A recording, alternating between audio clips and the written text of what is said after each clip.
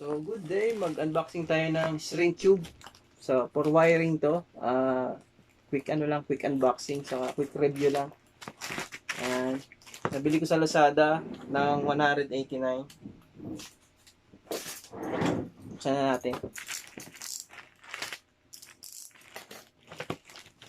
Ayan. So, meron siyang lalagyan. Wow, ganda. Ayan.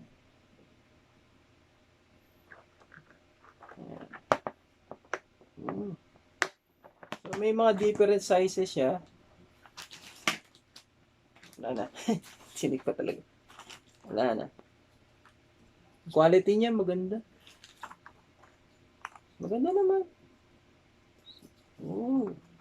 Different sizes, different color, and so merong black and meron okay. So ito yung ginagamit para sa mga pag magwa-wiring ka ng mga open wire.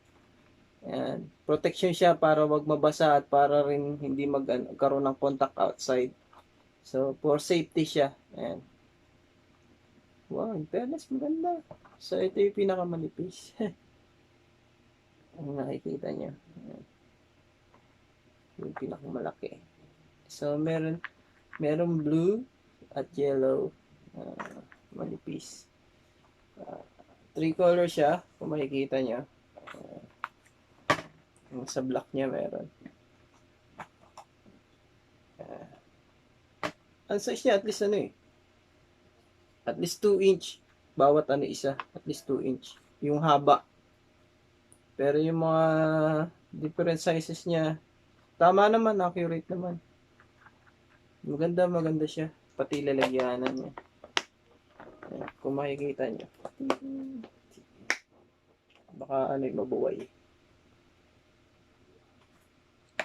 Ay, naglag. Grabe. Although yung iba hindi pa cut, pero wala namang problema doon.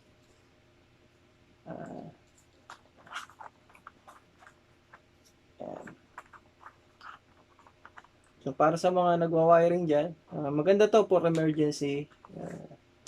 Para hindi kayo, para walang makuryente sa mga open wire. So, if you like this video, click like and subscribe. Yan, thanks. Maganda to. String tube to, tawag dito. Maganda. Maganda siya. Yeah, if you like this video, click like and subscribe. Thanks. Ingat sa COVID.